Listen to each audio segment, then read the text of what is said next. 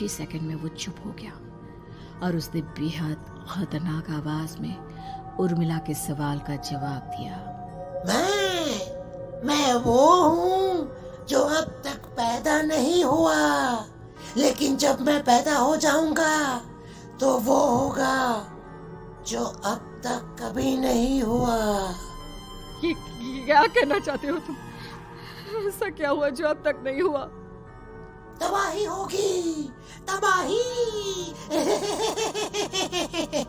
सब कुछ खत्म हो जाएगा और ये जो लड़की मुझे जन्म देने वाली है, मैं उसका खून पी जाऊंगा, सारा खून। उस बच्चे की बात सुनते ही उर्मिला बुरी तरह घबरा गई। उसका एक बुजुर्ग आदमी जैसा शरीर, एक नवजात बच्चे जैसा चेहरा, ये दोनों ही बातें उर्मिला की समझ से बाहर थी। तभी वो बच्चा अचानक गायब हो गया।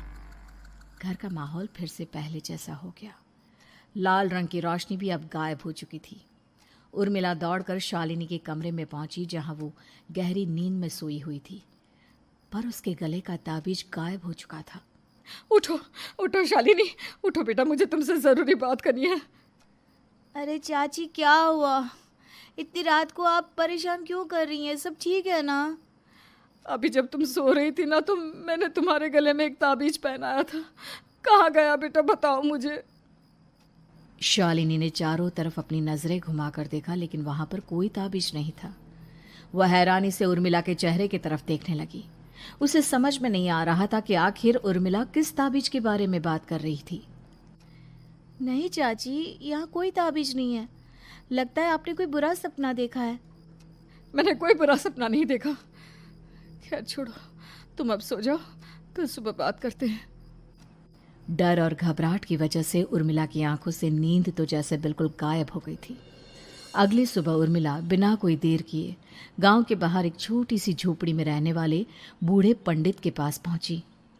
पंडित जी, मेरी मदद कीजिए। अरे आओ आओ उर्मिला, क्या हुआ? सब ठीक तो है ना?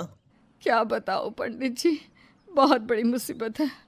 मेरी दूर की एक रिश्तेदार लड़की पेट से है और उसके साथ बहुत डरावनी चीजें हो रही है। कल रात को तो एक अजीब सा दिखने वाला बच्चा मेरी आंखों के सामने आकर खड़ा हो गया था। ये तुम क्या कह रही हो? मुझे साफ साफ बताओ कि आखिर तुमने क्या देखा? उर्मिला ने अपने साथ हुई बीती रात की पूरी घटना पंडित जी को बताई, जिसे सुन पंडित जी के माथे पर चिंता की लकीरें उभर आई। अनर्थ होने वाला है, अनर्थ। बरसों पहले भी उस हैवान ने एक लड़की के पेट से जन्म लिया था और उसके बाद उस शहर को पूरी तरह से तबाह कर दिया।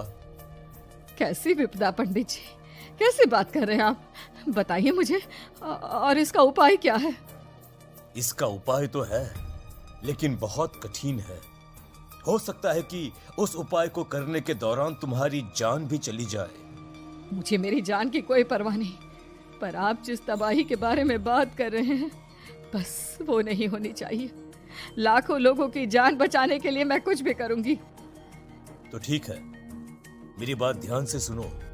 बरसों पहले एक भयानक तांत्रिक ने अपनी तंत्र क्रिया के जरिए एक मासूम लड़की के साथ रिश्ता बनाकर उसके पेट से जन्म लिया था। इस तरह से वो अपने जैसे लोगों की संख्या इस दुनिया में बढ़ाना चाहता था। आपके कहने का मतलब है कि शालिनी के पेट से भी उस शैतान को जन्म लेना है, इसलिए उसने उसके साथ ये सब किया है। ठीक पहचाना तुमने। अब मैं तुम्हें एक ऐसा सिंदूर दूंगा जिसे तुम्हें ले जाकर उस लड़की के पेट पर लगाना होगा। क्या ऐसा करने से सब कुछ ठीक हो जाएगा? नहीं उर्मिला, ये सब इतना आसान नहीं।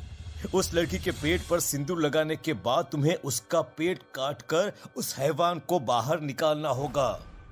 नहीं पंडित जी, मैं ये सब नहीं कर सकती। मैं भला एक जिंदा लड़की के पेट को अपने हाथों से कैसे काट सकती हूँ? अगर तुमने ऐसा नहीं किया तो कुछ ही दिनों में वो हैवान उस लड़की के शरीर से जन्म लेगा और उसके शरीर के सारे खून को पीकर अपनी ताकत को बढ़ाएगा। उसके बाद वो धीरे धीरे इस पूरे शहर को तबाह कर देगा। यहाँ पर कोई जिंदा नहीं बचेगा। लेकिन अगर मैं उसके पेट को काट दूंगी तो क्या वो जिंदा बच पाएगी? अगर शालिनी को कुछ हो गया तो, अगर उसकी मृत्यु हो गई तो? ऐसा कुछ नहीं होगा। उर्मिला, तुम्हें अपने मन को पक्का करके ये काम करना ही होगा। सिंदूर लेने के बाद उर्मिला झोपड़ी से बाहर निकलने ही वाली थी कि तभी पंडित जी ने उसे पीछे से आवाज देकर रोका। उर्मिला, उस लड़की का पेट काट कर हैवान को बाहर निकालना ही काफी नहीं होगा। तुम्हें ध्यान रखना होगा कि ये सब करते हुए उस बच्चे का जो आधा बूढ़े का शरीर है उस पर सिंदूर की एक बूंद भी ना लगने पाए, क्योंकि अगर ऐसा हुआ तो वो तुम्हें और बाकी सबको कच्चा खा जाएगा। पंडित जी की बात सुन उर्मिला की आंखें फटी रह गई और उसके शरीर में डर की लहर दौड़ गई। फिर भी उसने हिम्मत की। ठीक है पंडित जी, मैं पूरी कोशिश करूंगी कि मैं उस हैवान को वहीं के वहीं खत्म कर पाऊं। इसके बाद उर्मिला तेज कदमों के साथ घर वापस आती है। दिन बीतता है, रात का अंधेरा छाने लगता है।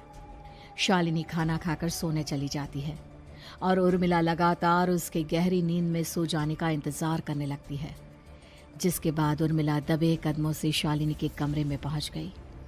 मुझे ये करना ही होगा। अब उर्मिला ने धीरे धीरे शालिनी के पेट पर पंडित जी का दिया सिंदूर लगाना शुरू किया। उर्मिला के हाथ बुरी तरह से कांप रहे थे। उसके एक हाथ में चाकू था जिससे वो पेट काटने वाली थी। उर्मिला ने एक नज़र शालिनी के चेहरे की तरफ देखा और फिर डरते हुए उसके पेट पर चाकू चलाना शुरू किया।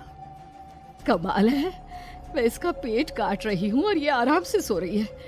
इसे दर्द नहीं हो रहा क्या? तभी अचानक उर्मिला के कानों में बच्चे की रोने की आवाज़ सुनाई देने लगी।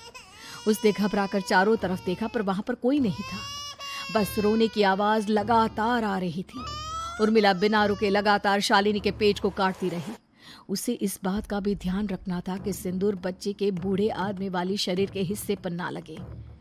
कुछ ही देर में वो हैवानी बच्चा उर्मिला के हाथों में था। उसने बड़ी ही सावधानी से उस बच्चे को बाहर निकाला और पंडित जी के कहे अनुसार उसे घर से दूर जलाने के लिए ले गई। पर तभी उसके सामने वही बूढ़े शरीर और बच्चे के चेहरे वाला बच्चा आ गया। अपनी गोद में और सामने भी बच्चे को देखकर उर्मिला हैरान रह गई। मुझे मारोगी? मुझे इतनी हिम्मत कैसे आ गई तुम्हारी? तुम पैदा नहीं हुए हो और मुझे पता है जब तक तुम्हारा जन्म नहीं हो जाता तो मुझे कुछ नहीं कर सकते।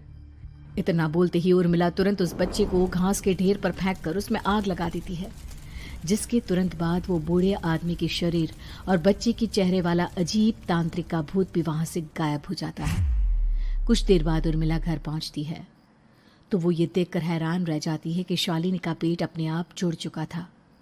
शुक्र है भगवान का और उन पंडित जी का, अब सब ठीक हो जाएगा। सुबह शालिनी सोकर उठती है तो अपना पेट देख बुरी तरह घबरा जाती है। चाची, चाची ये सब क्या हो गया?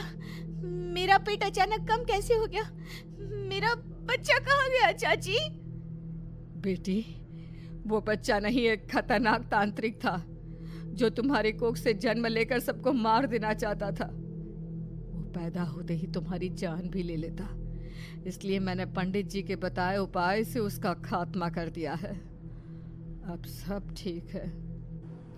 शालिनी को उर्मिला की बात समझ में नहीं आती, जिसके बाद शालिनी को पूरी बात उर्मिला आराम से समझाती है।